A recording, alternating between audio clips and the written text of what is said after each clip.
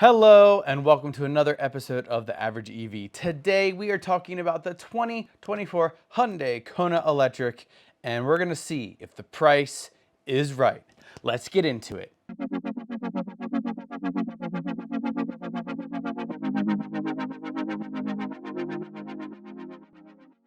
All right, everybody. So if you know me, you know that my previous car was a Hyundai Kona Electric. Absolutely loved it. It's what got me into electric vehicles. And now Hyundai is releasing their refreshed, updated 2024 Hyundai Kona Electric.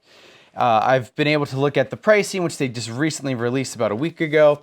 And I've been able to kind of let it sink in and kind of build my thoughts about it. Initially, I was pretty upset with the pricing.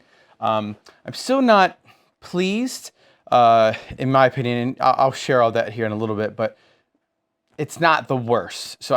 So yeah, like I said, we'll get into it. We'll dig in and I'll give you my thoughts.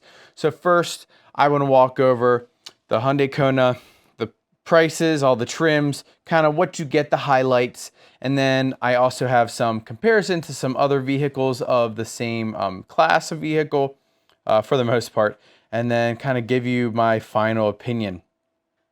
So here we have the Hyundai Kona Electric trims. We have the SE, SEL, and the Limited.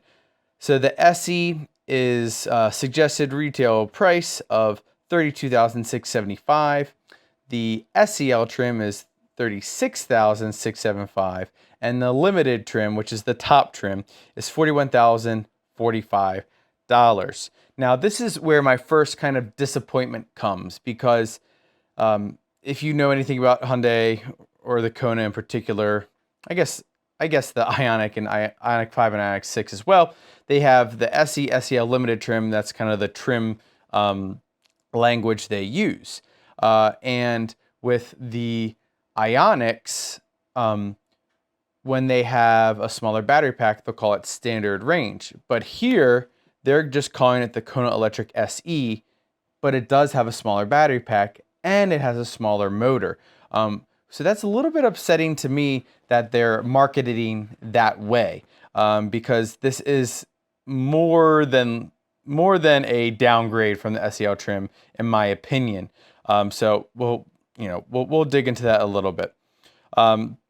So that starting price of $32,675 isn't as good as it looks, right? People want a cheaper EV, but this, again, it's not the battery size that people would want at that price. Then the SEL, which is the bigger battery, the traditional range that the Kona gets, about 260 miles, is the 36,675, which comes in over top of the EX30, which some of you know I have a reservation in for, and I'm looking forward to getting. So kind of interesting. I was hoping that they would at least keep it at 35,000, the SEL trim, so that it would be competitive with the EX30, but it did come in a little bit higher. But I understand why the price increase, and that's going to come through here. So basically, I'm going to read through the highlights of the different trim levels and what you get. I will link everything, so if you want to look at it in full detail, I'm not going to put it on the screen because it's so small, it'll just look silly. But yeah, so let's dig into it. So the SE, I already told you it's a smaller battery pack. It's a 48.6 kilowatt hour battery. And it does come with a battery conditioning system. And so battery preconditioning is really important, especially in the winter time, and that's awesome. And that's going to be on all trims of the Kona Electric. So that's really nice to help optimize charging. But it has an 11 kilowatt onboard charger, which is awesome. So you can get full 48 amps if you already have that at your house. The motor for the SE trim is only going to put out 133 horsepower compared to the 201 horsepower of the higher level trims, which is, it is what it is. Still got the regenerative braking. I believe now it has iPedal, so it'll come to a complete stop for one pedal driving, which is awesome. Going through a bunch of safety features for while you're driving, blind spot, lane following assist, lane keeping assist, which I really love the lane keeping assist, cross traffic collision, rear view monitor with park guiding assist, safe exit warning, bunch of awesome things. Moving along, I'm just like reading through it for you all. Nothing there. Here we go. So for the base trim, it's just regular old seats. So you have to move them yourself, which is fine. It does have HDA. I'm assuming that's the Highway Driver Assist 1, not 2. It has smart cruise control with stop and go. So that's standard. That wasn't always standard with the Hyundai Kona. So that's awesome now. Moving along, it says a 12-volt power outlet, so that's nice. I forget where that's located, but a bunch of people have videos inside the Kona, and they show that. Proximity key does not have the digital key, and then you do get the bigger 12.3-inch screens here and here, or I guess here and here, which is nice. So there's no different size of screen; it's just one size for all the trims. And it has wireless Android Auto and Apple CarPlay, which I actually hate. I really don't like it. I think it should be wired. It burns too much energy, and then you have to plug it in anyways. So it's just, and then if you use the wire, did it say it have wireless charging? I'm trying to see if I missed that. Yeah, I don't see wireless charging, but I think wireless charging is bad anyway, so that's just silly to me. I don't know why. I don't know why. You all can tell me your thoughts. And then the last thing that's important is it does have over-the-air software updates, which is great. Because with my Kona, like, I never got a software update. I actually had to do one on my own with a USB, which was pretty easy, but I shouldn't have to do that. Then moving up to SEL trim, it's 261 miles of range. I think I said 260 earlier, and that's with a 64.8 kilowatt hour battery. And that is a slight bump up from the previous model year of Kona Electric. And you don't get much more when you get the SEL. And this is where I'm kind of annoyed a little bit. It says you get rear privacy glass, roof side rails, leather wrapped steering wheel. You get power driver's seat if you get the SEL trim, heated front seats, and then you get rear air vents, which I do like rear air vents. It's really nice if you have passengers, which there's more room for passengers. Sorry about all these dings. I'll mute my volume. Sorry about that. There's a lot more room for passengers, which is nice. So now they can get cool too if you get the SEL trim, which I think most people are going to go SEL limited anyways. So yeah, so basically 4,000 more for a bigger battery. Heated seats are nice too, but okay. And I get it, batteries are expensive, and you know that's where a lot of the cost comes.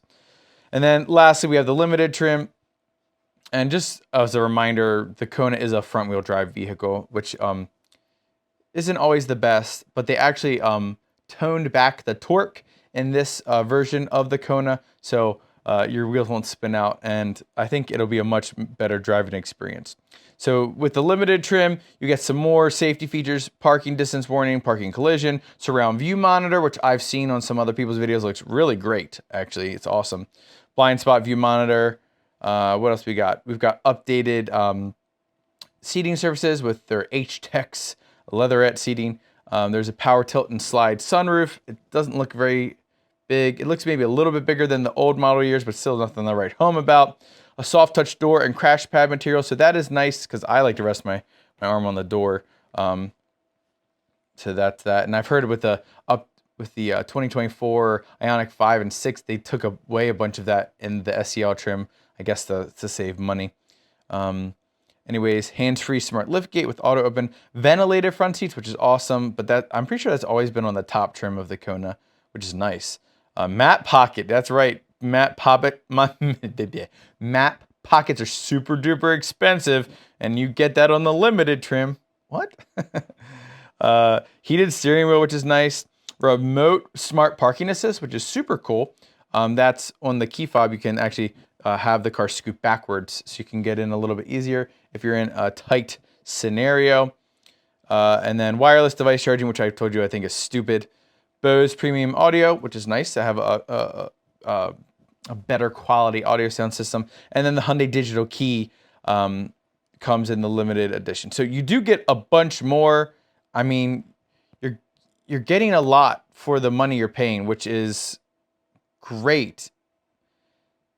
But especially for the limited trim, but it's just like, is that what the Kona is? I don't know. Like, to me, the Kona is their affordable mass production vehicle that they have, they run 3 different platforms on. So they have the electric, they have the combustion, and I think they have, not in the US, but I think overseas they have like a plug-in hybrid option too. And it's just like, I think it's just too much. So I don't know what they could have done to reduce costs a little bit more, but I'm sure people are going to buy them. It's going to be a nice car. If you get it, it's going to be awesome. Like, I really think that. But when I think about an electric car, the things that are most important to me are, range is important, but not that important. But the charging speed is really the most important. And obviously, the battery pack size related to your efficiency is the most important. And this car, it is improved from the old one, but you can get, like, if you're going to spend $41,000, you could get a top trim EX30 rear-wheel drive for like $1,000 less, and you get pretty much all the same features, and it charges better and has more range. So I don't know. I feel like they missed the mark a little bit with the trims and the pricing. You can tell me if I'm wrong below, but I just wish it was cheaper. Obviously, everybody wants a Bolt replacement because the Bolt is not in production right now. I mean, I don't even know if Chevy's making cars right now. I mean, like, there are some Blazers out there, which is good. I've seen some Lyrics, but like, they're not making Bolts. The Equinox is not being made yet, and that's one of their arguably most important cars.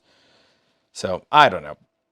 So there are my thoughts there with all the information about the different trim levels. You can get all these different add-ons if you want, but yeah. And it does come in, let's see, 7 different colors: black, pearl, atlas white, cyber gray, metallic, ecotronic gray pearl, neoteric yellow, mirage green, and meta blue pearl. So a bunch of different options. I kind of like the neoteric yellow. So obviously I'm not going to get this car, but all right.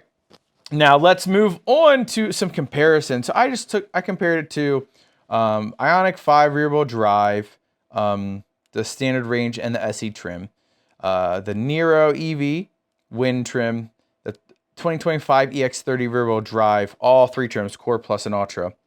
The 2024 Fisker Ocean, I just threw it in there because the price is close-ish, similar kind of car, and the range is pretty close as well. And then lastly, I actually have the 2023-2024 ID4 standard, the small battery pack, which is a little bit bigger, but the price, and I'll explain in a little bit, is pretty close because of a certain scenario. So let's dig into this a little bit.